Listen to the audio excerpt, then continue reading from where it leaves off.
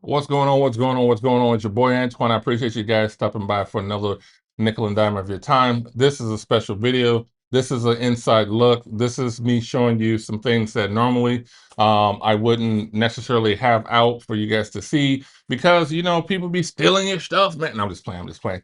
Now, this is a very creative way to showcase a beautiful lighting scenario when it comes to. I feel is if when you're doing advertisements, lookbooks, if you're doing catalogs and stuff like that. I really love this setup, and it's very easy to do with two lights. You have some reflectors there. If you want to use those, if not, that's up to you. But the first things we're going to do, we're going to look at what color grading. All right, we're going to make sure we're doing everything we possibly can to have the coloring that we want to have perfectly. So that is the biggest and first thing. Now, I'm gonna tell you something that happens and why my color is gonna be my color, but I want to show you. All right, let go. Wait, what am I doing? Man, let's get into it.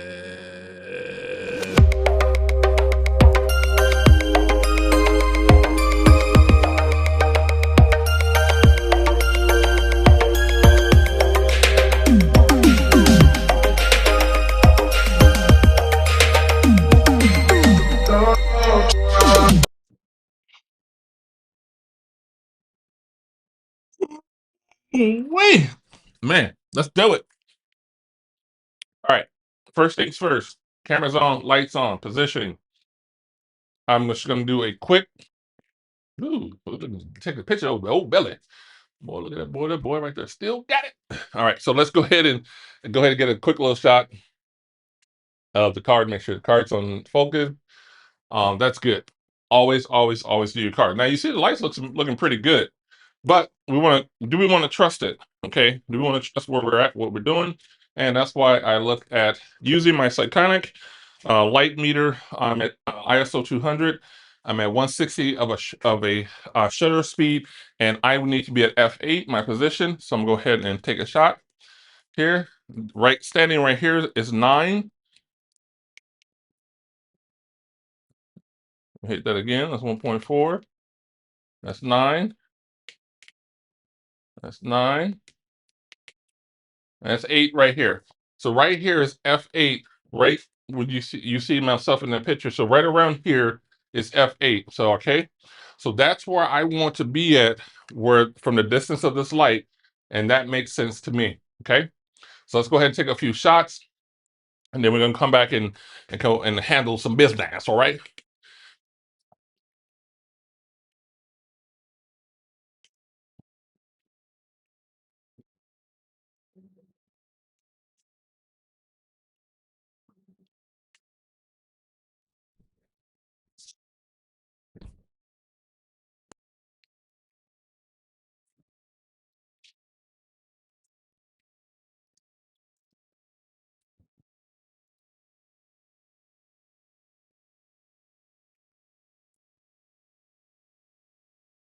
All right. So we should have enough little amazing images because you guys should be able to see the light and how the light is working amazing on this particular setup.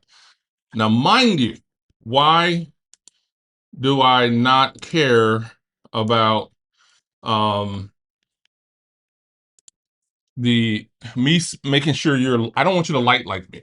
Let me get this right. I want you to light the way you feel like you want to light. The instruments that I'm using, which is this right here, is giving me an opportunity to give you information that you need to light the way you want to light. You don't have to light it the same way. Now, let me go back to the screen here. I'm using a double light scenario. I have a beauty dish, two beauty dishes. The one in the back is a very big beauty dish. This one right here is not on, so it's just in the scene now. I apologize. I don't want you guys think this is on. This one's not on. Okay, so don't worry about that one. There's only the two that's right there that's doing the work. Okay, just those two that's over there. The ones you can see actually see the light from it. Those are the only two lights. I have them pushed forward. I have this look that I can use both sides of the boards because you can see where my shadows are at, and I can play around with that as well. So The wraparound of this will alleviate some major concerns when it comes to where you want your lights positioned, distance, and all that good stuff. Because this meter would tell you, as you saw me move the meter back and forth, and it gave you the right lighting where I'm supposed to be at for my settings. And that's where I stayed. I stayed and played in that area. Now, if I go a little bit further back, a little bit further forward, then you can tell a little different lighting. As you can tell where my shoulder is at. And this picture here is, is a little bit overexposed. But if I go further back, it's less exposed, as well as you can see here. So it's just those little small positioning scenarios that gave me permission to be in the space that I was in. Okay. Look at that boy. What that boy doing? What that boy doing? What that boy doing? Well, look, boy, I tell you what, you still got it. Boy, still got it. Looking like GQ if you could. Looking like GQ if you could. All right. So that this is one of the most funnest things I have. Like, look at this light, look at the lighting, look at the clothing, look at the position of that. Now I can definitely say that I can maybe draw down on this. So if I go over here, and I don't know if I would too much, but if I go to adjustments, I can draw down on it just a tad bit, but you don't have to worry about that. And that's just where that's just a little bit of the highlights. Okay, I can draw down on my highlights just a little bit. Okay, that's it. That's all I have to do. And then I copy this here, and then every shot behind there will have this look, which is pretty close. Okay. Now the other thing I did in Capture One, if you guys have not, if you don't know about it, is match look. Okay, this is one of my images. Images I did, shoot, I don't know how many years ago, but it is one of the ones I said, whenever I think about light spring colors, that's one of the first looks I look at to kind of start engaging in and kind of looking at textures and tones of skin tones, especially if I'm shooting lighter skin. I love this look because it really does reflect my aesthetic. So that's why I love using this one as well. And as you see, I'm using it with the same paletine of colors, the light pinks, the taupe of the pants, the goldenness of my skin, things like that. So it's given the same neutral feeling in there. And the way you do it, you can apply how much you want it to affect the shot as well. So, and that's why I really and I'm really encouraged by having this as a resource to me, because I don't have to think about it, but I can use any of these images. I'm sorry, I can send any of these images, um you know really looking at this one. I mean, especially this one lines up pretty well to what an advertisement shot will look for. So let's go ahead and let's edit this guy. I'm gonna go ahead and edit with Adobe. Yes.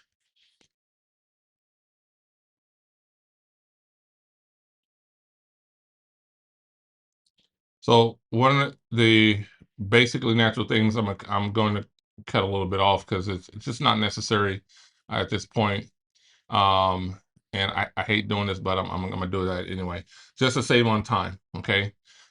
Just a few little changes. I'm gonna take this guy off the jacket. I'm not in my normal setup, so I'm just gonna remove that real quick. And do a dance real quick.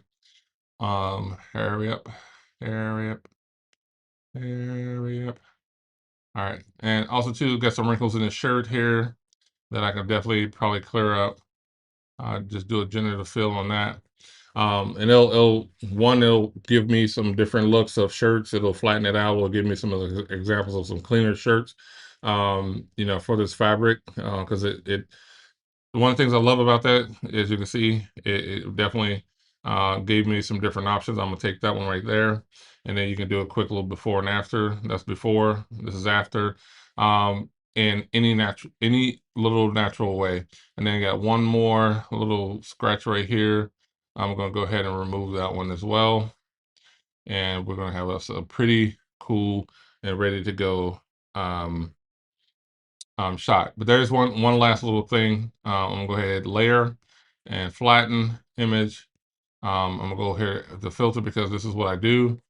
We're gonna make sure by me adding in a mask right here, it's just simply because where the light is at, what the light was doing, I like what the light was doing on the other side, and I don't want to change the whole picture. I don't want to mask. I don't want the whole picture to be affected by it, but I do want a little bit of that highlight off of the jacket, on that. So you can see that before and after. You can see where it gave me a little bit more color in front of the sleeve and on the side of my face there as well. So I hit OK, and I'm good to go. And I'm gonna go over here and hit, let's see, save. Just hit save, and that takes it back to Capture One. I'm going to click on there, and that's where this image is right here. So it's ready to go. It's ready to process. It's ready to do its thing. I just gave it some quick little snippets of looks, and I don't have to kind of wrestle with fixing everything all at once. But at least I have an idea of how I want the shot to look, how I feel like it should look. And now that could be a great advertisement for my shirt, for the jacket, for whatever I'm trying to do. And again, the coloring and it's really it's really amazing. And I really like the feeling of it. Um, the clarity, of course, is always there because I'm pushing F8. I'm at 160th, so I'm not really gonna have any type of real big glare because I'm not jumping and all the good stuff. I'm not flapping the clothes around. But in itself, these are pretty cool, pretty decent shots for anybody to take. So I think I covered it all. I covered how to use the light meter. I covered the lights, what the lights are doing, how they're set up. I covered the distance. I covered your camera settings, and I covered coloring and toning, white balance. In itself, that's the white balance card. If you guys, let me go back to that one. Sorry for that. So your white balance card, you can always go and do a white balance check on your card by clicking there, and that'll change it. That'll change it for you too. But I already have this set up for the looks that I want, so it's already there. But that's all you have to do is click that on there, because if your temperatures inside your camera, if they're a little bit hot, I can set inside my camera where I want my lights to be, so that's what I used to do, and I just customly set to where I believe the lights are going to be sitting at, and I just do the readings of where the actual lights and how they come out, and I adjust from there, so my shots will always have that perfect look that I want to have, and that'll reduce some of the trial and error of when different skin tones come in, because you can go, hey, I know exactly what this is, so I'm gonna set up my camera to this. I know exactly what it'll be because I'm gonna just do my presets and be ready to go. You can do all of that.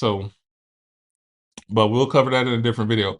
If you guys like this video some more, please do like and subscribe. I would love to go ahead and share this information even more so with you. Please do check out my website, AntwyonPhotos.com, where you see some amazing content. That is it. That is, that will give you some greater insight to the psyche of these looks, and the workaround to these looks. You have models over here working, so please do feel free to check those out. And there's a subscription option that you want. There's some stuff coming. I don't want to put everything out right now, but if you want to subscribe to the site. You want to go check it out, but just go check it out, because I want to be able to send stuff to you when we're got videos coming out here really soon. All right. So I'll talk to you later. My name's Antwyone again. This is What's in Your Studio, and I'll see you guys next time. I'm out, baby. I'm out.